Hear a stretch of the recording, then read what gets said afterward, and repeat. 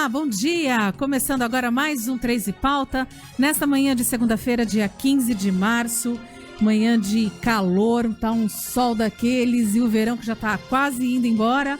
E 3 em Pauta, lembrando que tem um oferecimento da Célula Mater, laboratório presente sempre quando você mais precisa. Então, precisa fazer um exame de laboratório, saber se teve Covid, se não teve Covid, independente de Covid. É lá na Bernardino de Campos, número 50. Vai lá, terá um ótimo atendimento. E hoje, presente comigo aqui, o Anderson, nosso colega, o Tadeu. Nossa, estou viajando aqui já. O Ted não pôde comparecer devido aos compromissos profissionais, mas estará ligadinho na gente. E hoje, o Anderson comigo aqui. Bom dia, Anderson. Bom dia, Cris. Bom dia a todos que acompanham mais um 3 em Pauta. Prazer em estar com vocês mais uma vez. Obrigado por deixar a gente entrar no seu lar. E temos notícias antes de começar. E depois um papo muito importante com o convidado que você vai apresentar agora, né, Cris? Exatamente. Hoje ele tá, olha, de olho em tudo, viu? Ele tá, pode deixar que a pessoa que mais está de olho nas coisas é o nosso convidado de hoje. Hoje a gente vai falar sobre a saúde dos nossos olhos, o que tem de novidade aí para tratamento de cirurgias de correção de grau, de catarata, de glaucoma. Meu convidado hoje, querido amigo e oftalmologista, Dr. João Bolzan. Bom dia, doutor. Obrigada por aceitar o convite. Bom dia a vocês. É um prazer estar aqui sempre e falar sobre as novidades de oftalmologia. Vamos lá. E vamos ao giro de notícias? Vamos começar, Cris. A segunda-feira, ontem à noite, teve uma live, né, do prefeito Rogério Santos em que ele determinou uma série de medidas aí, mais medidas, né, de restrição por conta da Covid-19, né? Então, entre elas estão a suspensão das aulas presenciais nas escolas particulares profissionalizantes, a partir de amanhã, suspensão das atividades das lojas de conveniência dos postos de combustíveis, transporte coletivo, ônibus municipal exigindo álcool gel e higienização. Essa eu quero ver se vai ser para valer. Forças-tarefas para impedir aglomeração, fechamento dos equipamentos públicos em praças, suspensão das atividades físicas em academias e clubes, isolamento dos parques infantis públicos e ampliação da multa para quem não usa máscara, passando de R$100 para R$300, e se o local for de aglomeração, a multa vai ser de R$600, além da fiscalização de feiras livres, orientação que a população vá em horários alternativos e uma vez por semana. Tem gente que vai mais de uma feira, né, por semana. E os atendimentos médicos do Ambesp serão feitos com agendamento para evitar aglomeração. Então, são medidas aí... Mas só te cortando, mas o atendimento no Ambesp já é feito com agendamento. Demora, mas é feito. Então, não tem sentido isso que está sendo falado, né? Bom, essa orientação, não tem sentido, né? Porque ele já é com agenda. Você não entra lá no Ambesp para ser atendido. Uhum. Não é verdade, doutor Bolzan? Sim, o Ambesp é um ambulatório de especialidades que eu saiba é só com atendimento agendado. Não é UPA, né? É diferente. Não tem sentido essa informação, mas... Lembrando que hoje começa a fase emergencial em todo o estado, né? Por determinação do governador João Dória, as praias estão fechadas desde sábado aqui em Santos, né? Alguns municípios começando hoje, como Guarujá, mas Praia Grande, São Vicente, enfim, todos os municípios fazendo o fechamento das praias. Só que se a galera não ajudar, não adianta, né? Tem aqui uma notinha do Procon. Aliás, Praia Grande está me decepcionando com essa nova gestão. Enfim. É complicado. Então, uma notinha do Procon aqui, que um bar na Vila Matias foi autuado na madrugada de domingo por descumprir as medidas de restrição e distanciamento. Ao perceber a chegada dos fiscais, na companhia da Agência Polícia Militar, os clientes se esconderam em um quartinho localizado no piso superior do estabelecimento, mas acabaram sendo descobertos. Na mesma noite, um posto de combustíveis na Afonso Pena, perto do Canal 4, também foi autuado. Os fiscais flagraram pessoas aglomeradas, conversando e bebendo em suas dependências, onde também funciona uma adega. Doutor, é complicado assim, se a população não fizer a sua parte, não adianta nada, né? O que eu acho incrível é uma coisa assim que foge à compreensão de qualquer indivíduo racional. Será que as pessoas não têm medo? Será que as pessoas não veem o que está acontecendo? Será que ninguém tem na sua família alguém que já faleceu por causa do Covid? Será que é tão difícil assim ter consciência ou negar que o Covid existe ou que em mim não vai pegar? Então, é absurdo e não tem cabimento uma coisa dessas. Agora, se, por mais que o poder público cerceie, fale, não pode. Se a pessoa quiser sair, ela vai sair. Como é que você vai fazer? Vai prender todo mundo? Então, talvez a multa, mas acima de tudo, as pessoas têm que ter consciência que não são invulneráveis. Não importa se você é jovem ou se você é idoso. A faixa de idade que tá tendo Covid e Covid grave internando está cada vez menor.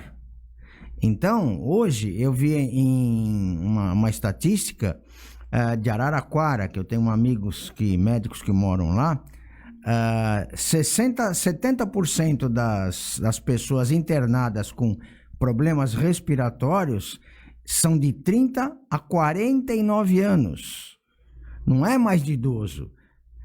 Então, eu acho que, embora faça-se apelos, a gente vê que é um massacre, né? No rádio, na TV, nos jornais, não saiam, mas aparentemente não adianta. Eu realmente não sei o que dizer e não sei o que fazer em relação a isso, a não ser endurecer mais ainda e proibir de sair, fechar a praia, fechar o calçadão, fecha tudo, né? Exatamente. E o que a gente vê são as pessoas, né? Eita, que hoje tá caindo tudo aqui. Nas redes sociais, falando que a Globo lixa, a Globo está inventando, o William Bonner está inventando, como se o William Bonner que decidisse escolher essas notícias, né? Ele cria as notícias para poder estar passando, e que todos nós da imprensa estamos mentindo. É isso que as pessoas falam. Então, assim, a gente vê absurdos nas redes sociais. Infelizmente, eu acho que assim, se você não teve um familiar, pelo menos um conhecido, um vizinho, um amigo, alguém, porque é impossível alguém ter passado nessa e falar assim, não conheço ninguém que teve Covid. E por falar em aglomeração, em festa, etc., também essa semana, fim de semana aí foi marcado pelo estouro de num cassino clandestino em São Paulo, né, onde a polícia, acompanhada do Procon e Ministério Público, etc., encontraram um cassino de alto luxo ali, bastante frequentado ali por pessoas de dinheiro. Embaixo tem uma oficina, seria um estacionamento de carros de luxo, e lá em cima, no quarto andar, funcionava um cassino clandestino. E entre os flagrados, digamos assim, um cantor, MC Gui, e o Gabriel Barbosa, o Gabigol, né, o atacante do Flamengo, aí da seleção brasileira. Ambos foram levados, ele vai responder por contravenção, por furar o bloqueio da Covid e tal. Mas ontem ele deu uma entrevista à noite no Fantástico pro Eric Faria, dizendo que faltou sensibilidade a ele. Acho que faltou mais do que sensibilidade, faltou noção mesmo, até porque pegaram uma postagem antiga do Instagram dele pregando, fiquem em casa, se cuidem, etc. É famoso, faço o que eu digo e não faço o que eu faço, né? Tadinho, ele foi inocente, né? Ele pagou R$1.500 para entrar no camarote e não sabia. Quer dizer que você tá com fome, sai com os amigos, olha, é R$1.500 só no camarote, né? Não sabia. Tadinho, inocente, né, Gabigol? Desculpa aí, mas fica complicado, como jovem, como uma pessoa pública, jogador de futebol, que ganha muito bem, né? Mais do que muito médico aí que tá trabalhando na linha de frente. Exemplo para as crianças. Exatamente, deveria dar o exemplo. Até o MC também, me admiro, que deveria dar o exemplo. Não curto o estilo musical dele, mas ele deveria dar o exemplo. Exatamente. E para fechar, Cris, ontem também começou a pipocar a notícia aí da saída do Eduardo Pazuello, né, do ministro da Saúde, que seria supostamente por conta de problema de saúde, embora ele negue, né? Mas o fato é que o presidente Bolsonaro já conversou ontem com uma médica da USP, né? Que, por sinal, ela é defensora de tudo aquilo que o Bolsonaro é contra, ela é defensora, mas o que converge entre eles ali é a questão da vacinação, que eu acho que é ponto pacífico, né? Então, aos poucos, aí, o Bolsonaro vai procurando um novo ministro da Saúde, vai ser o quarto da gestão dele, né? Lembrando que teve o Luiz Henrique Mandetta, depois o Nelson Teich, o Eduardo Pazuello e esse próximo que vai entrar aí, quer dizer, no momento crucial da pandemia no Brasil, mais uma vez a gente vai trocar de ministro, mas só que pelo menos a tendência é melhorar, né? Porque pior do que tá com esse Pazuello não dá para ficar, né? Olha, daqui a pouco a gente vai dizer assim, que volte a monarquia. Porque do jeito que tá... Vocês sabem que o Pazuello foi muito decepcionante para muita gente, porque ele veio do setor de logística do Exército. E o setor de logística, a especialidade dele deveria ser a distribuição, a logística, não é? E não funcionou, a vacina não chegou, uma série de coisas. E ele também foi muito tolhido, também acho. E a doutora Ludmilla, agora que está sendo cotada, ela conhece muitos políticos lá, porque ela já atendeu todos eles lá em Brasília, né? Ela estudou muito Covid, é uma cardiologista, tem experiência clínica, tem. Agora, tem a política junto aí, né? Que ela vai ter que lidar com uma série de coisas que não são fáceis, porque a gente fala, é técnico, tem que fazer isso, isso e isso, mas um ministro é um cargo político também. Sim. Então, não é todo mundo que se adapta e que é capaz de engolir um monte de sapo que tem que engolir. Talvez até tenha faltado esse jogo de cintura no trato ali pro Pazuello, né? Porque ele não... As entrevistas dele sempre duras, sempre respondendo grosso para todo mundo ali, então faltou esse traquejo também para ele. Agora vai, né? Se pelo menos faz o que tem que fazer, com atraso, né? Exatamente. Deixa eu ler acabou o giro de notícias, sim, Anderson? Sim. Eu queria fazer um comentário de um post que saiu ontem. Eu não vou citar o nome da pessoa, mas eu vou citar a página, que é o Viver em Santos e Região, que eu acho que devia começar a prestar um pouquinho mais atenção à administração. Não sei se os administradores são jornalistas, mas se forem, eu acho que eles faltarem alguma aula de ética ou de técnica de jornalismo. Mas saiu um post falando assim: o prefeito fechou as praias para evitar o contágio do Covid. Contudo, aqui no UPA Central, da Joaquim Távora, está lotado, sem atendimento médico. Não tem médico atendendo. Imagina se o nível de contaminação não está alto aqui. A pessoa tirou umas quatro fotos mostrando como estava ali a recepção da UPA. Realmente, aquela UPA vive cheia, né? Ela vive cheia nos 365 dias do ano, independente de ter Covid ou não. Quanto à contaminação que essa pessoa fala, ela deu a entender depois em alguns comentários que ali estava tudo misturado com paciente de Covid, paciente sem Covid. Existe um anexo ao lado da entrada principal, uma tenda só para atendimento de Covid. Depois, durante os comentários, ela falou que ela era uma gestante e que ela estava lá. Agora eu pergunto assim, se ela é uma gestante, ela já não devia estar lá, porque ela falou, eu posso ser assintomática e está passando para alguém. Como tem gente aqui que é assintomática e está passando para mim. Nos comentários é só um resumo. Primeiro, se ela era uma gestante e estivesse passando tanto mal, ela não ia ter tempo de ficar postando foto e reclamando no Facebook. Então, assim, antes de reclamar, gente, começa a perguntar, há necessidade de você ir para um pronto-socorro? Ali tem, é fácil dizer e atacar e jogar pedra de que, olha, não tem, tá todo mundo misturado. Existe, sim, uma tenda com atendimento para Covid, que, por sinal, tem estado lotada, sim. Agora, sabemos que muita gente vai para pronto-socorro para pedir atestado médico e sem necessidade de emergência. Doutor Bolzan, o senhor falou de uma estatística que existe? Sim.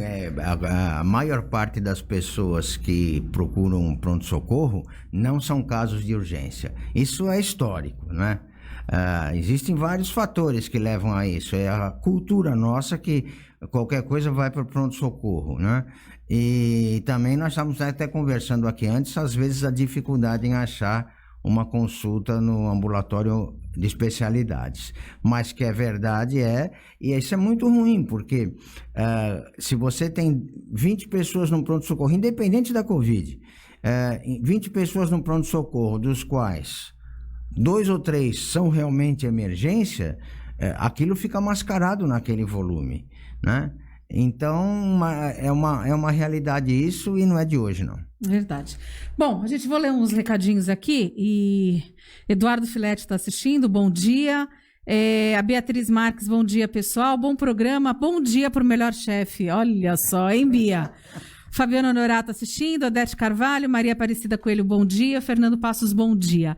E já que, pegando o link aqui de que o Filete está acompanhando o programa, eu até comentei com o Anderson que eu ia só fazer um comentário para mostrar o quão irracionais acho que estamos sendo nós, né, nessa pandemia.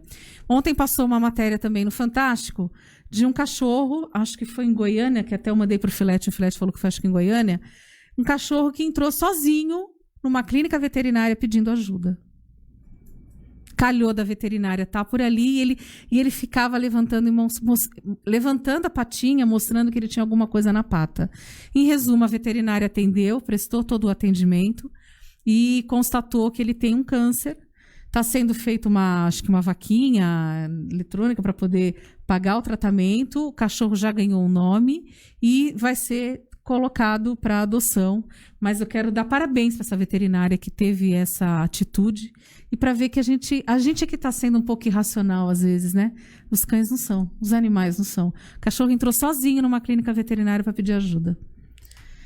Incrível. É uma notícia boa, né? pelo menos, né? É uma bom, coisa que, quem sabe, toca algumas pessoas. Mas vamos falar de saúde dos nossos olhos.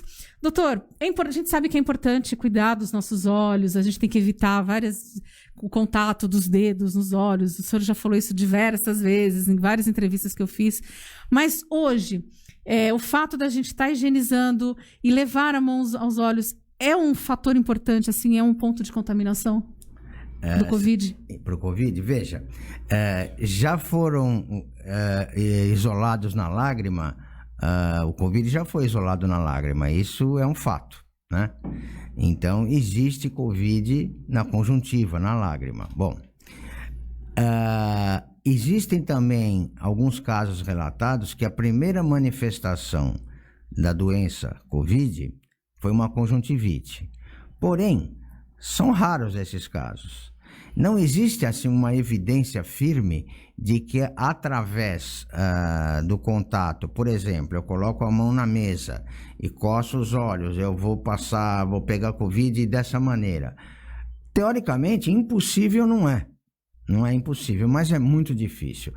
A grande contaminação do Covid é através das gotículas de saliva. Por isso que a máscara é tão importante, não é? Agora, que existem casos em que já foram isolados nos olhos o vírus, sim. E tem alguns casos que a primeira eu atendi ainda uma semana passada, que a primeira manifestação foi o olho vermelho irritado. Depois veio o resto, mas são exceções. Anderson.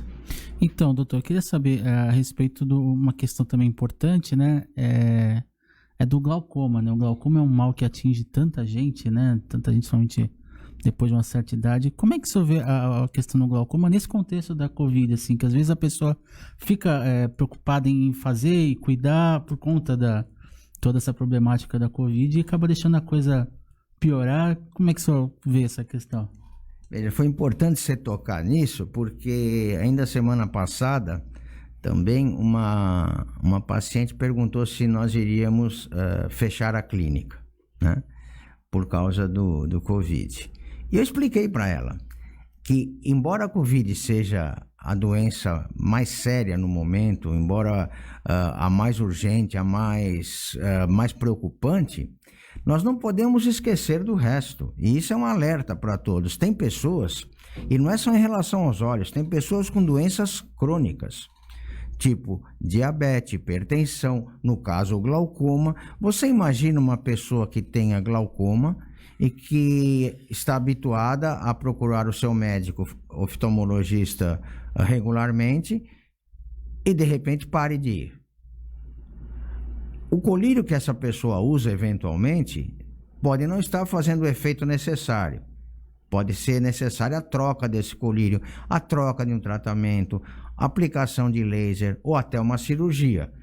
E isso pode ser a diferença entre a visão e a falta de visão. Então, é claro que coisas mais corriqueiras, pessoas que vão só para fazer tipo um check-up, que pode aguardar um pouquinho, não é o problema. Agora, as pessoas que têm doença nos olhos não podem deixar de procurar o oftalmologista, mesmo com a pandemia, com todas as precauções. Todas as clínicas oftalmológicas aqui em Santos estão seguindo os protocolos rigidamente, atendendo um número de pacientes menor, porque você está espaçando mais, para não ficar muita gente na sala de espera, com todo o cuidado, com toda a limpeza, com todos os protocolos, mas não podemos nos esquecer das doenças, inclusive, principalmente o glaucoma, que é uma doença irreversível. Se a sua visão com o glaucoma for diminuindo, você consegue até você consegue estacionar esse problema, mas recuperar o que perdeu, não dá, não consegue. Então, por isso que se fala que é uma doença irreversível. É fundamental continuar o tratamento e é fundamental o comparecimento para controle. Perfeitamente. Eu queria, daqui a pouco a gente vai continuar com o Dr. Bolzan, mas sabe uma coisa que tenho saudade de fazer quando da pandemia? E o cinema. Cinema acho que é muito bom, né? Mentira, tu gosta de comer a pipoca e tomar o refrigerante, Anderson. Não, você já falou que você gosta de pipoca. E ver filme também. E por conta disso, a realidade pode... por conta dessa nova realidade, muito o streaming, os filmes indo nas plataformas, etc. Aquele ato gostoso de ir ao cinema acabou em segundo plano, acabou meio de lado aí por conta da pandemia, né? E isso afeta diretamente os festivais de cinema, né? Os festivais de música, enfim, ontem teve o Grammy, ontem à noite lá, os melhores da música norte-americana também foi online e tal, e os festivais pelo mundo todo aí se reinventando, se refazendo aí por conta da pandemia para versões online. E o que acontece com o festival aqui em Santos, um dos festivais principais de cinema do nosso país aqui, o Santos Film Fest, que é comandado aí brilhantemente pelo o André Azenha e a Paula Azenha, um casal super dedicado, né, super cuidadoso aí com a questão do cinema. E queria só dar uma notícia, então, que amanhã, só fazer um lembrete, que amanhã começa a edição desse ano do Santos Film Fest, né, totalmente online, por conta da pandemia. Vários filmes, documentários, 75 filmes e documentários que vão ser exibidos aí online nas próximas semanas, né, nos próximos dias, e em homenagem à mulher, né, a mulher, né, como está no mês da mulher, então vai ser homenageado aí, mas o André vai falar com mais detalhes pra gente aí, tá tentando a comunicação com ele. Enquanto ele tenta a comunicação, deixa eu só perguntar um negócio, Dr. Bolzan. Esses óculos 3D que tem alguns filmes, eles podem causar algum dano à visão? Ou... Não. Em algumas pessoas pode causar um desconforto, mas primeiro que não tem nenhuma comprovação que cause algum dano, e segundo que é muito pouco tempo que usa, né? Não existe evidência nenhuma que cause algum problema. Já estamos com ele aí, Marcelo? Anderson. Vamos lá, André Azenha, bom dia, meu amigo. Obrigado por comparecer aqui ao 3 em Pauta. Bom dia, Anderson, aos amigos do 3 em Pauta. É um prazer estar com vocês novamente aqui. Então, André, mais uma vez o Santos Film Fest aí tendo que se reinventar por conta da pandemia, mais uma vez online. Fala um pouquinho pra gente. Então, Anderson, esse ano, excepcionalmente, a gente vai ter 2 edições do Santos Film Fest, né? Essa agora começa amanhã. É uma edição especial online, voltada especialmente à produção feminina no audiovisual. Então, de 16, né, dessa terça-feira até dia 23, serão mais de 70 filmes, todos produzidos ou dirigidos por mulheres, né, filmes nacionais, filmes estrangeiros, e cerca de 20 atividades formativas, entre palestras, workshops, masterclasses e bate-papos, com importantes profissionais do segmento audiovisual e cinematográfico brasileiro. Toda a programação é gratuita e online, né? santosfilmfest.com. A homenageada é a Adélia Sampaio. Amanhã, 7h30 da noite, ela vai ser homenageada num bate-papo, celebrando a carreira dela. Ela que é a primeira diretora negra do Brasil, né? Do cinema nacional. Foi a primeira diretora também a lançar um filme de temática lésbica no Brasil, em circuito comercial. O filme Amor Maldito, de 1984, né? No fim da ditadura ali, foi uma diretora que rompeu barreiras, rompeu preconceito, merece essa homenagem. E em junho a gente vai ter essa edição de 22 a 29 de junho. A gente está fazendo essas edições com os recursos da Lei Aldir Blanc, né? Via PROAC, Estado de São Paulo, tem apoiadores como o Sesc Santos, Associação dos Artistas e por aí vai. Ô André, como é que tá a produção de audiovisual nesse país? Assim, o quanto foi afetada a produção do audiovisual por conta da pandemia, dos recursos escassos? Como é que o pessoal tá tentando se virar? Olha, o audiovisual brasileiro não está sendo afetado só pela pandemia, né? O audiovisual e a cultura como um todo já vem num processo de desmonte desse desgoverno que hoje ocupa a presidência do Brasil, né? No primeiro dia desse desgoverno, eles extinguiram o Ministério da Cultura.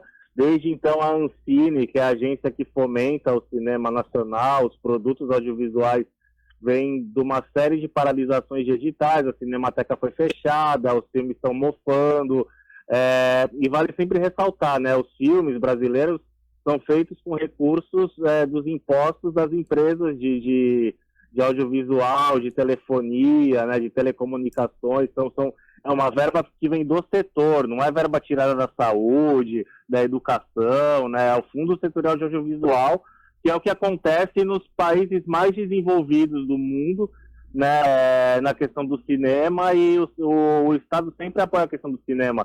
Inclusive na Argentina, que é um país também que enfrenta dificuldades como o nosso, que tem um cinema super reconhecido internacionalmente, o Estado ajuda a produção cinematográfica, porque todos esses países entendem que o cinema é uma ferramenta de divulgação da sua cultura, das suas populações, né, e só que a gente enfrenta esse desmonte. A pandemia veio para pôr a pá de cal no processo inteiro, né? Mas os realizadores, os artistas são tão entregues ao que fazem que conseguiram de diferentes maneiras filmar com celular. Tem filmes que, e, na verdade, esse festival que a gente está fazendo, a gente está permitindo filmes finalizados desde 2016 também, né? Com esse recorte das mulheres. Então, é uma produção bem diversificada, bem legal. Tem filmes sobre o Zusa Homem de Melo, né, que faleceu recentemente, um crítico, músico. Tem filmes sobre Dorival Caymmi, tem filmes sobre a Alcione, a Marrom, né, a cantora. Tem filmes dos mais variados estilos, temas, tem comédia, documentário, ficção. Então tá bem diversificado. O cinema nacional sempre com muita qualidade, né? Beleza, André, para fechar com você, queria agradecer já de pronto a tua participação, queria que você reforçasse o convite aí pro Santos Film Fest, aí, homenagem às mulheres. Bom, então de 16 a 23 de março agora, né, diariamente, aí acessem em www.santosfilmfest.com. Quem quiser ver os filmes direto, né, pode entrar em filmes do santosfilmfest.com. Tem que fazer um cadastro rapidinho lá, dar nome e senha, gratuito, e aí pode escolher o filme que quiser. A grande maioria vai ficar disponível em tempo integral até o dia 23 à tarde. Só os longas-metragens das mostras nacional e estrangeira vão ter 2 sessões cada um. Aí acesse o site para ver direitinho o dia e horário. E não percam também as palestras da Paula Barreto, que é uma grande produtora do cinema brasileiro, da Júlia Rezende, que faz esses filmes de comédia brasileira de super sucesso aí. Tem a Camila Cáter, que quase figurou no Oscar desse ano de curta-metragem, com um curta-metragem chamado Carne. Está bem extensa a programação e tudo gratuito. André, obrigado mais uma vez. Boa sorte aí, que vai ser certamente mais um sucesso esse Santos Film Fest. Manda um abraço para Paula Zenha também. Aliás, Anderson, só rapidinho um recado. Acabaram de chegar aqui os livros da coleção Santos Film Fest. Tem a autobiografia do Rubens Evaldo Filho, a autobiografia da Adélia Sampaio e um livro com livreto contando a história do festival. A gente vai sortear gratuitamente os exemplares impressos para quem participar das palestras, das atividades formativas, e tem o e-book, o PDF para download já no site gratuito. Quem quiser baixar lá, é na faixa também. A gente inaugurando aí a coleção Santos Film Fest, vão ter mais livros durante o ano aí, tá bom? Beleza, amigo. Obrigado, um abraço, boa semana para vocês aí. Abraço para todo mundo aí, valeu, tchau. Tchau. Anderson, aproveitando o gancho do livro que ele falou aí, eu queria saber, tu tem notícias do Palmeiras? Do Palmeiras, do Corinthians, do Santos, São Paulo. O Campeonato Paulista aí numa situação meio complicada, né? Por conta da determinação da fase emergencial. Olha os olhinhos brilhando, olha os olhinhos brilhando. No governo do estado, previu a paralisação do Campeonato Paulista a partir de hoje, né? Então teve a rodada do final de semana, né? A rodada do Campeonato Paulista, mas tá a discussão, ia ter uma reunião agora de manhã entre a Federação Paulista e o governo do estado para poder provar, a Federação Paulista querendo provar que é possível fazer os jogos aqui e tal, porque tem protocolo, etc, existe testagem, etc, mas é uma situação bem complicada aí, a impressão que o futebol não admite que é uma bolha, que quer ficar à margem de tudo que acontece da nossa sociedade. Tem uma coisa também, né? Tendo jogos de futebol, isso faz com que as pessoas vão pros bares para assistir os jogos de futebol. Também tem Acaba isso, sendo né? estímulo, né? Acaba sendo um estímulo também. Mas vou falar dentro de campo, né? Essa fim de semana, o Santos ganhou do Ituano no sábado, 2-1. O São Paulo perdeu 2-1 pro Novo Horizontino. O Corinthians ganhou do São Caetano 1-0 e o Palmeiras ganhou da Ferroviária. A gente tá com um palmeirense aqui de 4 costados, tá contente, né? Teve um ano tão ruim, né? Uma temporada tão ruim pro Palmeiras, né? Libertadores, Copa do Brasil, Paulistão, etc. O que você tá achando? O palmeirense não pode reclamar. Né? Não pode reclamar. Não pode reclamar. Mas o que você tá achando aí do trabalho do Abel Ferreira e tal? Me parece, eu acompanho, eu gosto muito de futebol. Então, qualquer jogo que tenha na TV, que tá difícil ultimamente, porque os jogos estão muito ruins, né? Muito ruins, nossa. Mesmo aquela final da Libertadores, como jogo de futebol, foi horroroso, sim. né? Mas o que me parece diferente é que pelo menos esse pessoal, Abel, né? Treina. Coisa que você não via antes. Então você vê uma jogada ensaiada, você vê que o time parece que sabe o que faz em campo. Ou seja, a semana de treinamento não é só rachão. Era muito comum ver o técnico, você falar, mas parece que esses times nunca jogaram juntos, né? Então eu tenho a impressão que tem a mão dele nisso tudo, né? E fora que veio um monte de gente da base que pode... que é o futuro, porque ou você faz isso ou você não vai ter time. Isso com qualquer clube. Os que fizeram um gol ontem foi o Papagaio, né? Até ex-Papagaio, né? Que mudou de nome. Agora usa o nome social. O nome dele, né? Não é mais Papagaio. Papagaio Agora, você estava comentando em relação a essa reunião que está tendo. Eu não sei se eu que sou radical ou não, mas eu acho um absurdo não parar. Eu acho, a minha opinião. Por quê? Por mais protocolo que você tenha, cuidado, eles falam que teve só 2% dos jogadores de futebol que foram contaminados pela Covid. Mesmo assim, esses jogadores vão estar em contato entre eles lá. Aí, além dos jogadores, quem tem mais? Tem as comissões técnicas, tem o roupeiro, tem o massagista, tem o funcionário do clube, não é? Essas pessoas vão para suas casas, né? Vão no restaurante, vão no... que não pode ir, né? Como é que você falou? No cassino. No cassino. Então, até para dar o exemplo, porque isso é o seguinte, por que o futebol seria diferente? Né? Tem mais, tem o pessoal que vai transmitir o jogo, o câmera, olha quanta gente tem. Sim. Né? Então, por que o futebol seria diferente? Então, isso me parece que... Cada partida envolve por baixo ali umas 200, 250 pessoas. Então, isso me parece que seria um exemplo muito ruim para outros setores. Falou, se o futebol, olha, por que eu não posso abrir? Aí começa essa pressão, né? Por mais que seja importante o futebol, obviamente nós temos coisas muito mais importantes e que estão fechadas. E agora também levar o futebol, o Campeonato Paulista, para outros estados, como isso é ridículo. É justamente essa ideia de que o futebol está à margem de tudo, né? Como você falou, parece que é uma bolha, né? Exato. Que o futebol é diferente. E não é, então, tá inserido na sociedade. E os jogadores não precisam, né? Eles têm um salário muito bom, eles não precisam, tem que trabalhar. Ou precisar se manter. A gente entende que os clubes, por exemplo, dependem dessa arrecadação, da televisão, etc, etc.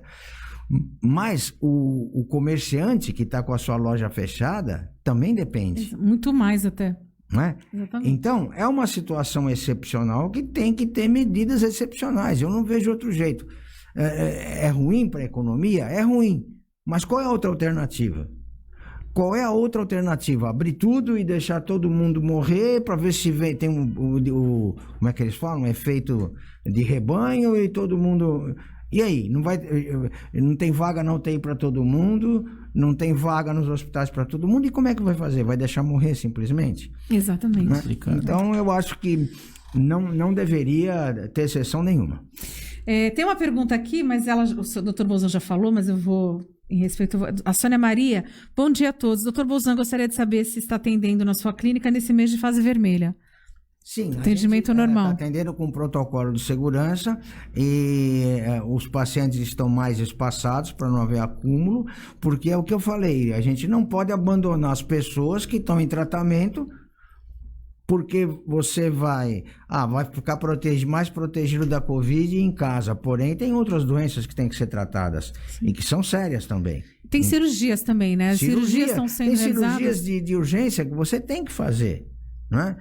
Tem pessoas que estão com problemas gravíssimos, você tem que fazer um tratamento, um procedimento com laser, enfim, coisa que não pode esperar. Uhum. Doutor, eu pedi para o senhor colocar o fone de ouvido, que tem uma pergunta do Ted Sartori, né, que é o nosso terceiro elemento aqui, né, do programa, que não está presente hoje, mas deixa uma pergunta para o senhor, uma pergunta importante também. Pode falar, Ted.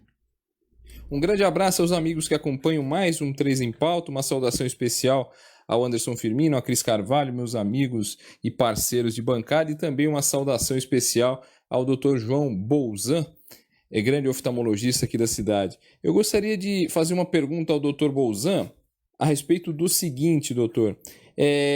Quando que é o momento, ou qual que é o momento ideal para que uma criança faça sua primeira consulta ao oftalmologista? Grande abraço, pessoal. Bom programa a todos. Veja bem, habitualmente as crianças começam a procurar o oftalmologista na idade escolar, em torno dos 7 anos de idade. Não é o ideal. A visão nossa do ser humano se forma em torno dos 4, 5 anos de idade. Então, qualquer problema que tenha, se for corrigido antes disso, é muito mais fácil. Eu cito um exemplo. Uma criança de 3, 4 anos de idade, que enxerga bem com um olho e com o outro não. Os pais não percebem, porque dificilmente alguém vai fazer um teste de tampar um olho, olhar, tá vendo, tampar o outro. Então, essa criança vai perceber que enxerga mal de um dos olhos quando chegar na idade escolar. Só que aí, às vezes, já é muito mais difícil o tratamento, porque a visão já está se formando. Não é que é impossível, mas é mais difícil. Então, toda criança, em torno dos 4 anos de idade, deve se submeter a um exame oftalmológico, tendo ou não queixa. Se tiver alguma queixa, por exemplo, lacrimejamento, olho vermelho, a visão torta, tipo estrabismo, na visão não, os olhos. Coça muito os olhos. Aquela coisa da criança ficar toda hora fazendo assim nos olhos. Exatamente. E aí tem que levar imediatamente, tenha a idade que tiver.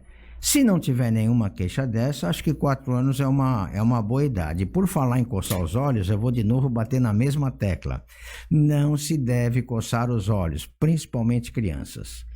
Porque o ato de coçar os olhos, além de levar toda aquela sujeira que está no chão, porque criança pega em tudo, para os olhos, pode deformar a córnea e provocar uma doença que se chama ceratocone, que é grave. Então, a criança coçando os olhos com frequência, mesmo adulto, mas principalmente crianças que estão em formação, não deve ser permitido isso. Então, se for uma alergia, tem que ser tratada. Se for um problema ocular, tem que ser tratada, mas não pode. E muito cuidado também com tablet celular. Excesso de tablet celular. Eu ia perguntar isso para criança. Próximo aos olhos. É muito comum você ver crianças pequenas, muito pequenas, com o tablet ali, próximo. Já está comprovado por estudos que o fato de aproximar muitos olhos na formação da visão da criança induz a um aumento da miopia. Por quê? Há um treinamento só para a visão de perto. Não há um treinamento para a visão de longe. Não há um estímulo para a visão de longe. Então, toda criança... a gente não vai chegar ao cúmulo de falar que não pode usar tablet, celular. Inviável, a gente sabe que pode, mas limitar esses horários, não deixar o dia inteiro. E, eventualmente, eu sei que agora nós estamos numa pandemia, para sair ao ar livre é mais difícil, mas a criança tem que ser estimulada a olhar para longe, pelo menos 5, 6 metros de distância. Nem que for uma televisão, mais longe, para estimular a visão de longe a se desenvolver, e não só a visão de perto. Quero continuar falando algumas coisas sobre alguns cuidados, principalmente agora nessa época de pandemia, que nós adultos também, o tempo inteiro, celular, televisão, computador. Mas antes eu queria que o senhor visse também, a gente tem um recadinho, já que nesse mês de março a gente ainda está no mês da mulher, porque a mulher tem o mês inteiro para ela, né? Dia 8. Justíssimo. Justíssimo. Não sei por que só a mulher tem Porque nós mulheres é que colocamos os homens ao mundo, mas entendeu? é verdade. Que geramos aquilo tudo, então por isso. Aí não dá, né? Não dá pra... Não tem competição aí. Não dá. Mas eu sou fã das mulheres, viu? Eu também. Ah, então, tá vendo? Aliás, mulheres, quero mandar um abraço para a Silvia, que eu queria muito que a Silvia, ela está me devendo algumas entrevistas sobre visão subnormal, que ela é especialista, e a doutora Maria Augusta. Ela deve estar ouvindo, viu? Silvia, um beijo, viu? Estou esperando você aqui e lá no Beneficência também. E a Maria Augusta, que já esteve aqui com a gente semana passada, muito querida também, grande dermatologista, mas a gente vai um recadinho lá da Célula Mater. No mês da mulher, o Célula Mater criou uma campanha pensando em nós mulheres e em quem mais precisa. Leve 2 quilos de leite em pó e garanta o seu exame preventivo de citologia oncológica, o Papa Nicolau.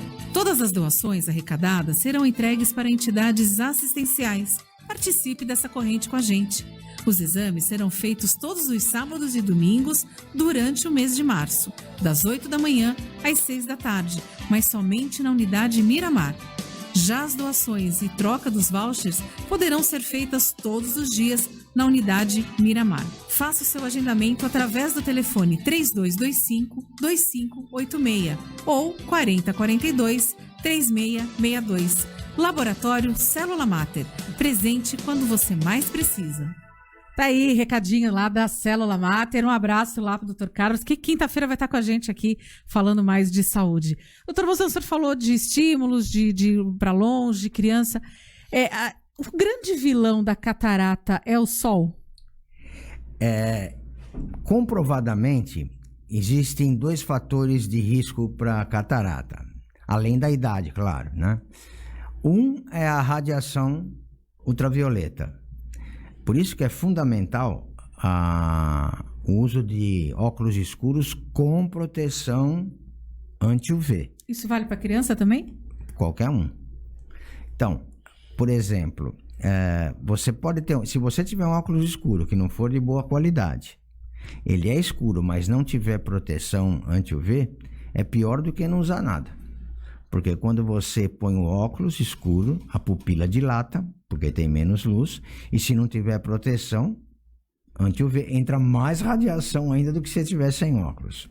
Então, a radiação solar é um fator. O outro fator é o diabetes. O diabetes, as pessoas diabéticas têm mais tendência a ter mais chance de ter a catarata, porque o cristalino gosta do açúcar e fica opaco com a absorção do açúcar. E outra é o uso de colírios indiscriminados, principalmente colírios de cortisona. Por isso que não deve se automedicar. Às vezes a pessoa tem a ideia de que um colírio é um colírio tipo, como é que eles falam, água com açúcar, é uma coisa, e não é. Os colírios têm substâncias e são remédios. Então, não se deve usar colírios sem orientação médica, porque o uso indiscriminado de determinados colírios também pode induzir a catarata. Isso fora outras doenças, mas basicamente é isso. Isso sem contar também aqueles exames que a gente passa por ótica, ficam chamando, vem fazer exame, vem fazer exame. Isso é absurdo, né, doutor? Isso é um crime contra a saúde pública, né? É ilegal. Tanto que o Conselho Brasileiro de Oftalmologia já conseguiu fechar muitos desses lugares, porque imagina que você vai ser atendido por uma pessoa que não é médico, não é oftalmologista, que vai lhe receitar um óculos e não vai saber se você tem glaucoma, se você tem catarata, se você tem uma doença nos olhos. Quando essas doenças manifestam algum sintoma, ela já está em andamento, aí vai procurar um oftalmologista, aí pode ser tarde. Então isso a gente sabe que acontece, mas é totalmente ilegal e é o que a gente fala, é um crime contra a saúde pública. É um absurdo tão grande. A ótica serve para quê? Para pegar uma receita do médico e vai fazer um óculos de acordo com aquela receita. Esse é o papel da ótica. Ponto. Não é? Então, é a mesma coisa. O médico não faz óculos, ele não fabrica o óculos, e a ótica é a função da ótica, cada um na sua função. Uhum. Então, isso é fundamental. E não acreditem em milagres desse tipo, e não acreditem em consulta grátis, não é isso que tem? Né? Porque isso não existe.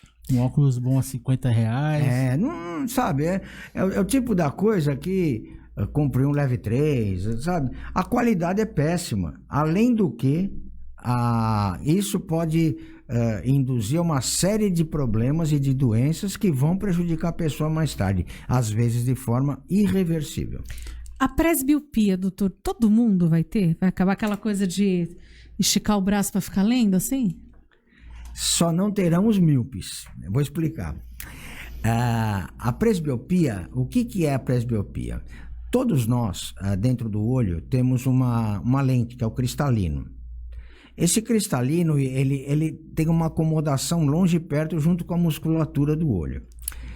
Chega em torno de 40 anos de idade, a acomodação começa a diminuir para perto. Então, a visão de perto começa a piorar. A de longe se mantém.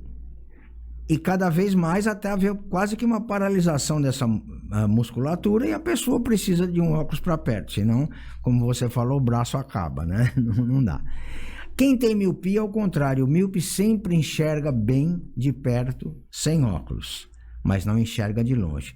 Por isso que algumas pessoas, com o tempo, começam a tirar o óculos para ler, porque são míopes e sem óculos para perto conseguem enxergar. Para quanto que é indicado a cirurgia refrativa, doutor? Aquela cirurgia laser para correção de grau? Então, de acordo com abaixo de 10 graus, acima de 10 graus é outro tipo de cirurgia. Para miopia, para hipermetropia menos, em torno de 4, 5 graus.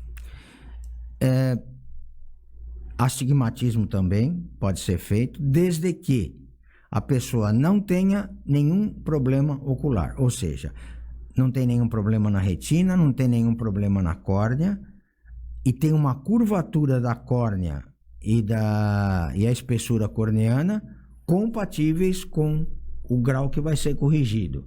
Então, por exemplo, uma pessoa que tem 3 graus de miopia e uma determinada curvatura de córnea e espessura pode operar. Talvez essa pessoa com 4 já não pudesse, porque a correção máxima ia ser 3. Então, cada caso é analisado individualmente e a cirurgia é personalizada. Existem várias técnicas para que seja feito com laser, mas basicamente é isso, dependendo da análise de cada um. E, por exemplo, dependendo da necessidade visual de cada um. Cito um exemplo, uma pessoa de 40 e poucos anos de idade, que é míope, que não usa óculos para perto, só usa para longe. Se ela corrigir a miopia para longe, o que vai acontecer? Vai precisar de óculos para perto. Então, tudo isso tem que ser analisado e conversado com o paciente para saber o que ele espera e o que ele quer. No caso que eu falei, o que é mais importante para ele? A visão de longe ou a de perto? As duas, tá? Vamos ver se conseguimos fazer mas ter as duas coisas na cirurgia laser não é possível. Anderson? Doutor, eu queria perguntar sobre uma situação que aconteceu comigo também quando eu era criança e tal, que foi a toxoplasmose. Isso afetou diretamente a minha visão e tal. Queria que o senhor falasse um pouco disso, assim, passado quase 40 anos de quando foi detectado, o que melhorou na detecção desse problema e na correção, enfim, reparo nesse tipo de situação, de lesão causada por conta da toxoplasmose. Olha, infelizmente, em relação à cicatriz da toxoplasmose na retina, pouco pode ser feito. A retina é uma membrana que recobre o fundo de olho e é como o tecido nervoso, é muito delicado. Então, uma vez que tenha a cicatriz na retina e a cicatriz esteja central, bem no centro do olho, infelizmente não há o que fazer. Não há cirurgia, não existe transplante de retina, e talvez o dia que tiver algum tratamento, alguma terapia genética, alguma coisa assim que possa, célula-tronco, que possa ser feito, mas por enquanto não existe. E quanto à prevenção, é a detecção, por exemplo, tem criança que nasce com a toxoplasmose. Então tentar descobrir se a mãe tem toxoplasmose, se pode passar para o filho ou não. E muita gente tem toxoplasmose, tem a cicatriz, mas não é central. E aí nem descobre que tem, porque não interfere muito na visão. Se é lateral assim, praticamente não percebe. Mas as doenças retinianas são mais difíceis de tratar por causa da retina. A gente estava comentando do sol. Outro fator que o sol agrava sem proteção é a degeneração macular, relacionada à idade. Acelera essa degeneração. E o tratamento é muito difícil também. É importante que a pessoa que usa óculos, qual a periodicidade para ir ao oftalmologista? Anualmente, a cada 6 meses? Veja. De quanto em quanto tempo começa a mudar o grau, né? Aumentar o grau? Isso varia muito de pessoa para pessoa. Uma pessoa que não tem nada, mesmo que não use óculos, uma vez ao ano tem que ir. Por quê? Porque você pode ter algum problema e não saber. Os problemas oculares, a maioria muitas doenças oculares são assintomáticas no início. Só que ela está lá. O glaucoma é uma delas, você não percebe. É através da pressão ocular, né? O olho não fica vermelho, não dói, nada. Só que a pressão está aumentando e a visão vai diminuindo, vai fechando lateralmente, você não percebe. É o campo de visão. Agora, se você tem uma doença tipo diabetes, mesmo alguns casos de hipertensão, se você já está diagnosticado com glaucoma e outras doenças dos olhos, a minha orientação é que os pacientes vão a cada 6 meses fazer. O grau você pode acertar a qualquer tempo. Então, embora seja importante o grau, claro que é, porque você vai enxergar com ele, mas se for um mês mais, um mês menos, 2 meses mais, 2 meses menos, não tem tanta importância, né? Ou seja, você vai enxergar meio embaçado, mas não vai te prejudicar. Agora, se você tiver uma doença nos olhos, um tempo às vezes curto, é a diferença entre perder uma parte da visão ou não. Doutora, nosso tempo está quase chegando ao final. Eu queria falar de catarata, mas só uma dúvida. A gestação, ela pode alterar o grau da mulher? Altera. Em muitos casos altera porque há um inchaço, né, no corpo inteiro, inclusive nos olhos. Então, a gente evita prescrição de óculos durante a gestação por causa disso. Porque quando passam 2, 3 meses do parto e aquilo volta ao normal. Isso costuma acontecer, não em todos os casos, né? Mas acontece devido ao edema, que é o inchaço que ocorre na gravidez. Certo. Doutor, o que tem de novidade para o glaucoma, para a catarata? A catarata, ela consegue, após uma cirurgia de catarata, ela consegue corrigir o grau, a pessoa se livrar do óculos? Então, hoje a catarata está virando praticamente uma cirurgia refrativa, né? Porque no início era assim, você operava a catarata para melhorar a visão, com óculos depois. Hoje a gente está tentando um passo além, que é, além de melhorar a visão, tentar com que a pessoa, após a cirurgia, não use óculos, nem longe, nem perto. É claro que você não pode garantir 100% da visão de longe e de perto, mas há uma independência muito grande. Hoje nós temos as lentes de foco estendido, que são lentes a lente que eu falo é o cristalino artificial que implanta durante a cirurgia de catarata, que te dá uma visão longe e uma meia distância. E as lentes trifocais, que são lentes que dão uma visão para longe, meia distância e perto. A maior parte das pessoas que implantam essas lentes durante a cirurgia de catarata não usam mais óculos. Nem pro longe, restante da vida. Nem perto. Nada é eterno. Aí vai depender da evolução, vai depender da curvatura da córnea, que muda com a idade, mas durante muito tempo, porque se houver um grau residual, ele é muito pequeno. Então, no dia a dia, é a única chance que a pessoa tem de ficar menos dependente do óculos. Tanto que pessoas que têm graus até baixos de catarata podem antecipar a cirurgia, se não quiser usar óculos, e implantar essa lente.